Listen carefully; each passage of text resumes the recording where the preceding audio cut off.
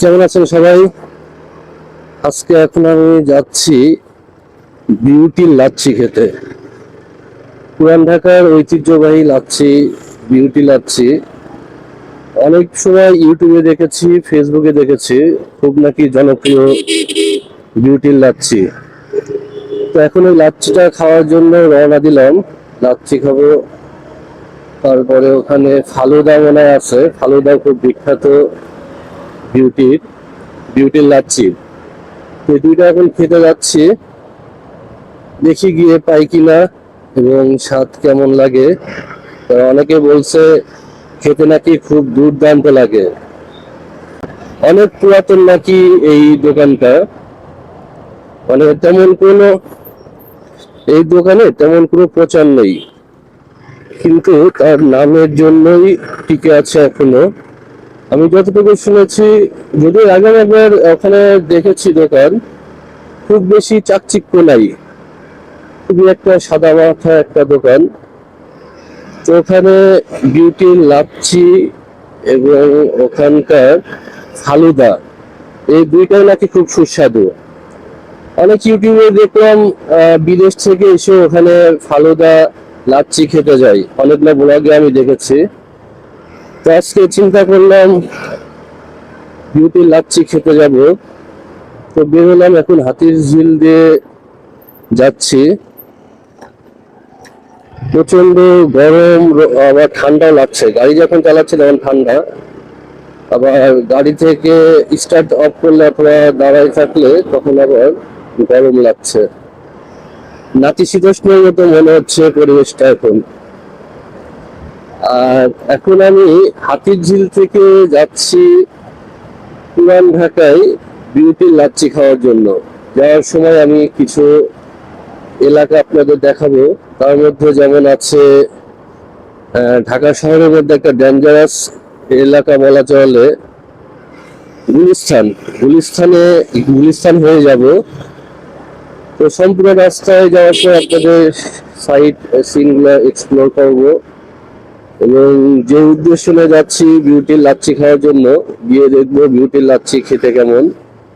যদিও আমি food blogger না, বাট খাওয়ার জন্য যাচ্ছি, হয়তো আপনাদের কোনো রিভিউ দেবো না। আমি নিজে একটা পার্সোনাল রিভিউ নেব যে ওখানকার লাচ্ছিটা খেতে কিরকম, ওনারা কি কি উপকরণ দিয়ে বানায়, এটা দেখবো। তো আজকে শুক্রবার, রাস্তাতে এখন পর্যন্ত কোনো জ্যাম পাচ্ছি না। আর হাতিরঝিলে আসলে নর্মালি জ্যাম থাকে না।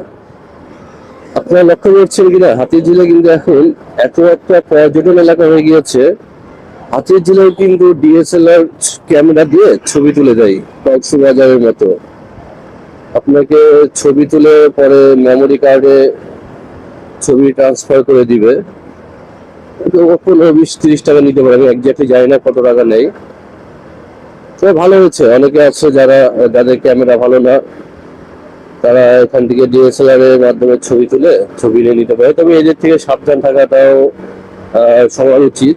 কারণ অনেক সময় দেখা যাচ্ছে প্রথমে যদি আপনি দাম দর না করে নেন, ছবি তোলার পরে যাচ্ছে বেশি চার্জ করতে পারে, অথবা অপ্রয়োজনীয় ছবি আপনাকে দিয়ে দিতে পারে, যেটা কক্সবাজারে হয়েছিল। আমি একবার আমার এসএসসি পরীক্ষার পরে কক্সবাজার গেছে আমাদের সব ফ্রেন্ডস মিলে। তো আমার এক বন্ধু ছবি তুলেছিল প্রায় 1000 টাকার মতো। মানে ওকে বলছিল যে আপনি ছবি তোলেন, ছবি তোলার পরে আপনাকে দেখাবো, যেটা পছন্দ নিবেন, না হলে নেওয়ার দরকার নাই। তো ওইভাবে ছবি তোলার পরে দেখে অনেকগুলো ছবি হয়ে গেছে, ও প্রিন্ট করে এনে দিয়ে দিয়েছিল, এখন ওইটা সবগুলো নেওয়া লাগবে। তো দিন শেষে যেটা হলো, আমার ফ্রেন্ডের কাছে টাকা ছিল না।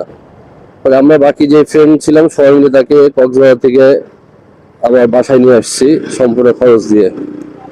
আসলে এটা আমাদের জন্য একটা বড় শিক্ষণীয় অধ্যায় ছিল যে কোনো কিছু, মানে অপরিচিত কোনো কিছু কেনার আগে, খাওয়ার আগে সবারই উচিত দামটা অন্তত শুনে নেওয়ার।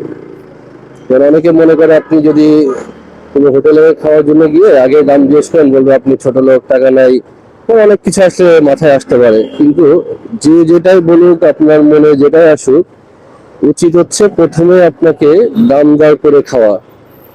যেমন আপনি এয়ারপোর্টে যাবেন, এয়ারপোর্টে দেখা যাচ্ছে একটা জিনিসেরই দাম বেশি, আবার সেম জিনিস অন্য জায়গায় কিন্তু দাম কম, অন্য জায়গায় বলতে বাইরে। তো এই জন্যই দাম দরটা আগেই করে নেওয়া উচিত। দাম দরটা করে নিলে সবার জন্য আসলে ভালো, পরবর্তীতে কোনো কারোর সাথে গ্যাঞ্জাম হওয়ার সম্ভাবনা থাকে না। তো এখন আমি মগবাজার রেলগেট পার হলাম।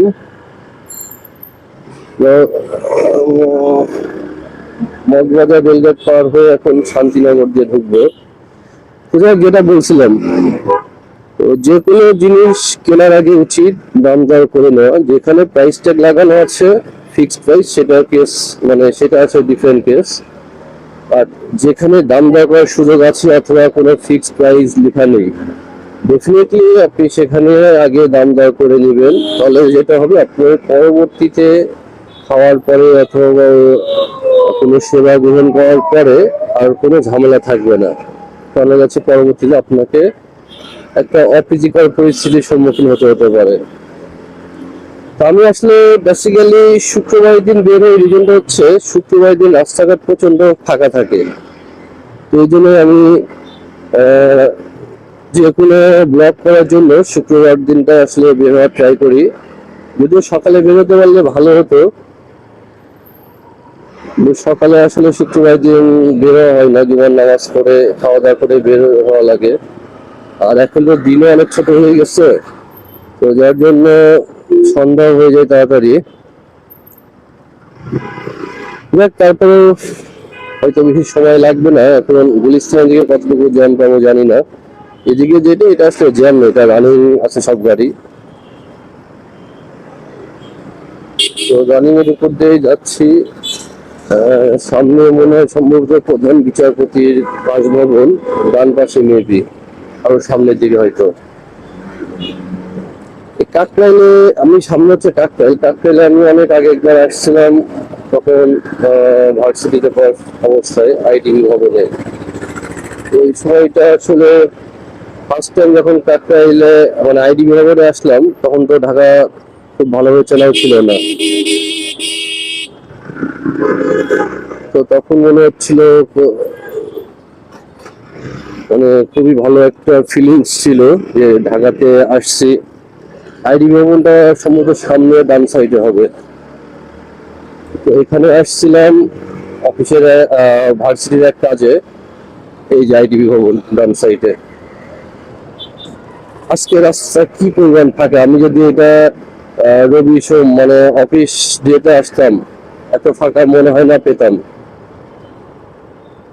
আসলে ফাঁকার ভিতরে জার্নি করে ঢাকা শহরে বাইক রাইড করে মজা আছে, বিশেষ করে শুক্র শনিবারে।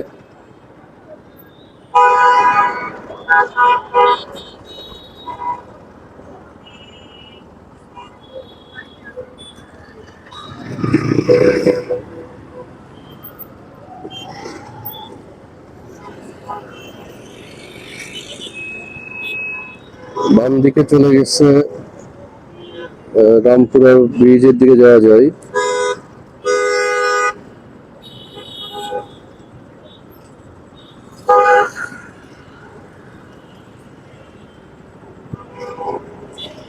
ঢাকা শহরে এখনো কিছু পুলিশ নতুন ড্রেস হয়তো পাই নাই, তারা পুরাতন ড্রেসে দেখছে এখনো।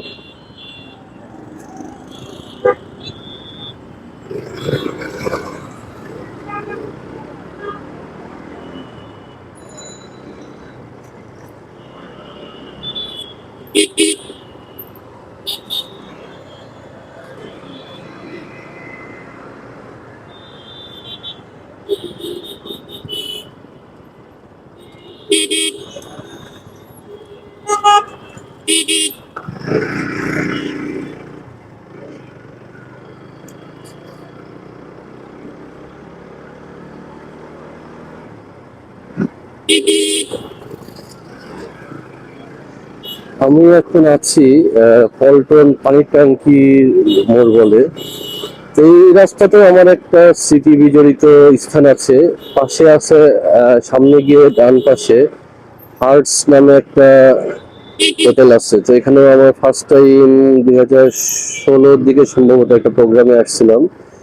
তো তখন মোটামুটি এই হোটেলটা দেখে, ফার্স্ট টাইম হয়তো এরকম মাপের একটা হোটেলে আসছিলাম কোনো প্রোগ্রামে, তো তখন একটু ভালো লাগছিল, অনেক নতুন নতুন অভিজ্ঞতা। পল্টনের এখানেও আমি কিছু কাজ করছি আগে। এখানে মজার ব্যাপার, সন্ধ্যার পরে অনেক ফুটপাতে দোকান বসে। আজকে হয়তো শুক্রবারের জন্য নাই, অনেক ধরনের দোকান বসে যেগুলো খুবই কম দামে কেনা যায়। এখান থেকে অনেক কিছু আপনি চাইলে কম দামে খুব ভালো মানের প্রোডাক্ট কিনতে পারবেন।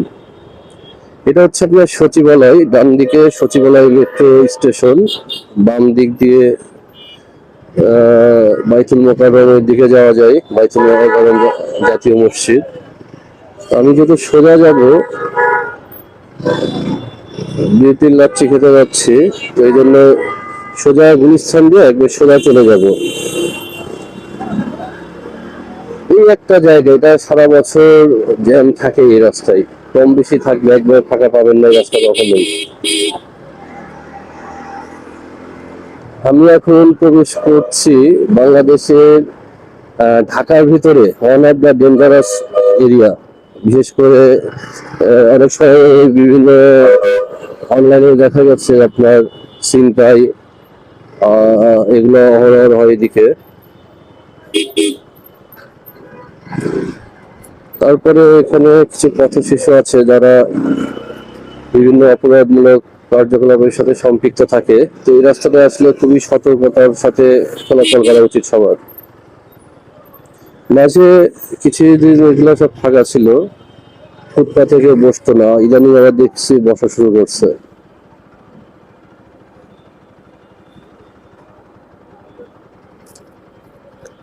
এট লাস্ট যে আমি আটকাই করলাম।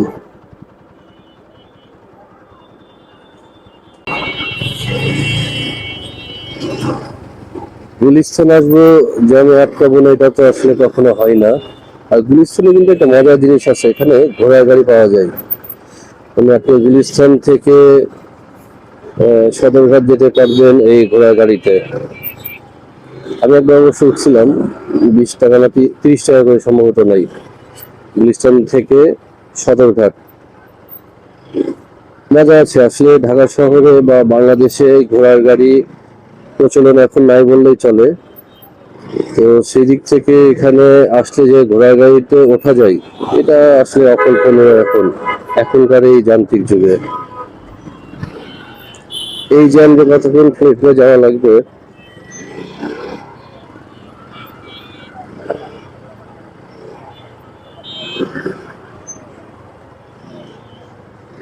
আসলে এখানে এত জ্যাম হতো না, কারণ ফুটপাতে বামের দিকে দেখতে পাচ্ছেন কিনা প্রচুর এই যে ঘোড়া গাড়ি দেখছেন, ঘোড়া গাড়ি বলতে বলতে ঘোড়া গাড়ি দেখে ফেললাম। এই গাড়িতে করেই 30 টাকা করে নেয় গুলিস্তান থেকে সদরঘাট যেতে। আমি উঠছি, একবার মজা লাগে। দেখেন বামে কি ফুটপাত, ফুটপাতে এত দোকান দোকান বসছে, বসে রাস্তাটা আসলে অনেক ন্যারো হয়ে গিয়েছে, যার জন্য রাস্তায় আজকে শুক্রবার দিন অনেক জ্যাম।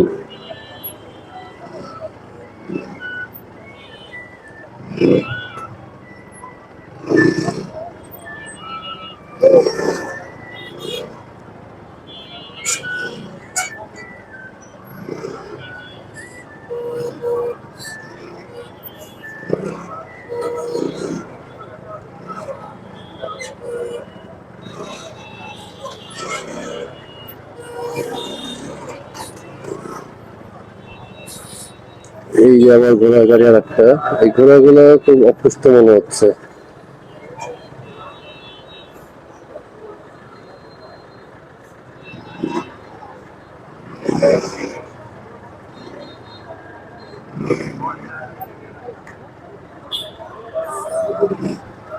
ডান দিকে যেটা দেখছেন এটা গোলাপসার বাজার, এটা গোলাপসার বাজার গুলিস্তানের। গোলাপসার বাজারে দেশের প্রত্যন্ত অঞ্চল থেকে অনেকে আসেন।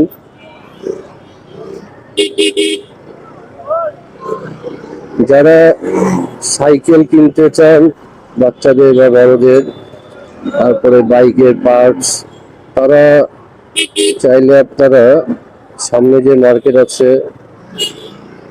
মার্কেট, এটা মার্কেটের নামটা ভুলে গেলাম। বংশাল, বংশাল থেকে কিনতে পারেন। একটু সামনে গিয়ে ডান দিকে বংশাল।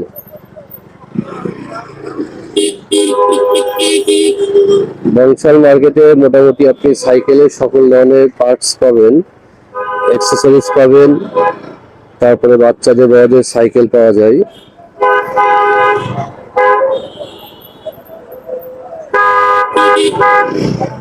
এত পরিমাণ ভিড় এইসব রাস্তাতে। আর এখানে অবশ্য একটা মানে ফ্লাইওভার দরকার ছিল, কারণ মানুষ যেভাবে যত্র ভাবে রাস্তা পারাপার হয় তা আসলে সবার জন্য খুব ঝুঁকিপূর্ণ।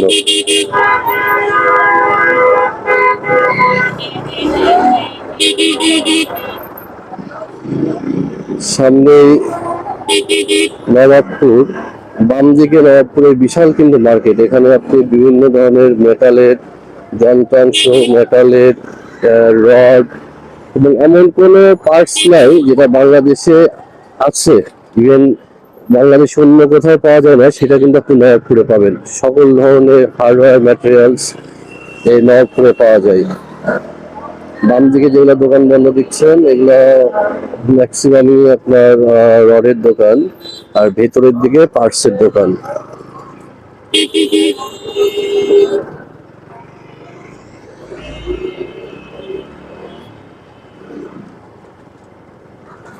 এখান থেকে অনেক গাড়ি যায় শরীয়তপুর, মাদারীপুর, ফরিদপুর, এটা সামনে দিয়ে পদ্মা হয়ে আর কি যাবে, বাবুবাজার দিয়ে পদ্মা ব্রিজ দিয়ে যাবে।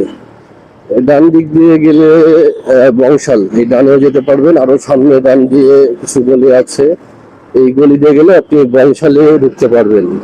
যেটা বলছিলাম যে আপনি বাইকের যে কোনো ধরনের পার্টস যদি নিতে চান, কোনো অ্যাক্সেসরিজ, সাইকেল অ্যাক্সেসরিজ সবকিছু কিন্তু আপনি বংশালে স্বল্প মূল্যে পাবেন। তবে সমস্যা হচ্ছে, আমি কয়েকদিন এখানে আসছিলাম, রাস্তাগুলো এত পরিমাণ ন্যারো, আপনি গাড়ি রেখে এখানে কিছু দিয়ে কেনাকাটা করবেন, এটা খুবই ডিফিকাল্ট।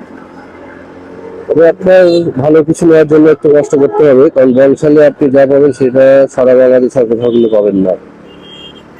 আপনি যে কোনো জিনিস দেখালে যেটা বাংলাদেশে অ্যাভেলেবেল সেটা ওনারা বিক্রি করে এবং ব্যবস্থা করে দিতে পারবেন।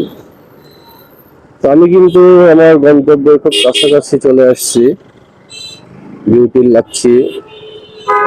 সামনের দিয়ে আরেকটু পরেই চলে চলে আসবো, আরেকটু পরেই চলে যাব আমার সেই কাঙ্ক্ষিত বিউটি লাচ্ছি দোকানে। এই রাস্তার সামনের দিকে গিয়ে একটা জায়গার নাম আছে ইংলিশ রোড। প্রথমে একবার যখন এটা শুনছিলাম তখন খুব মজা লাগছিল যে রাস্তার নাম ইংলিশ রোড। আসলে পুরানঢাকার এদিকে কিছু নাম আছে যেটা শুনলে আপনার কাছে একটু অন্যরকম লাগবে, যেটা সচরাচর আসলে শোনা যায় না।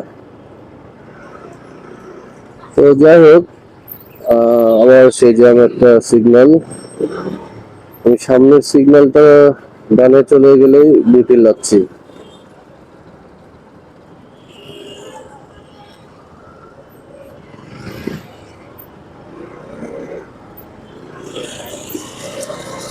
এত পরিমাণ টেসলা রাস্তায়, আজকে শুক্রবারের দিনে টেসলার অভাব নাই।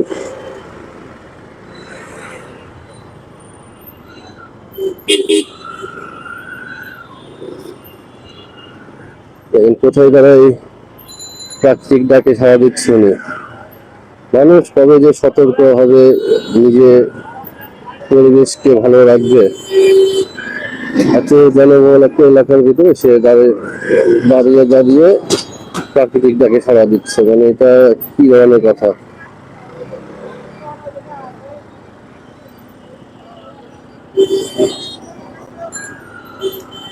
আমি কিন্তু চলে আসছি বিউটি লাচ্ছির দোকানে। রাস্তার অপোজিটে ডান সাইডে বিউটি যে দেখা যাচ্ছে বিউটি লাচ্ছির দোকান, এই যে ডান সাইডে বিউটি লাচ্ছির দোকান। তো খাওয়ার সময় আপনাদের সাথে শেয়ার করবো না, কারণ যেটা বলছিলাম যে আমি তো ফুড ব্লগার না, বাট আমি খেয়ে দেখতে চাই কেমন স্বাদ।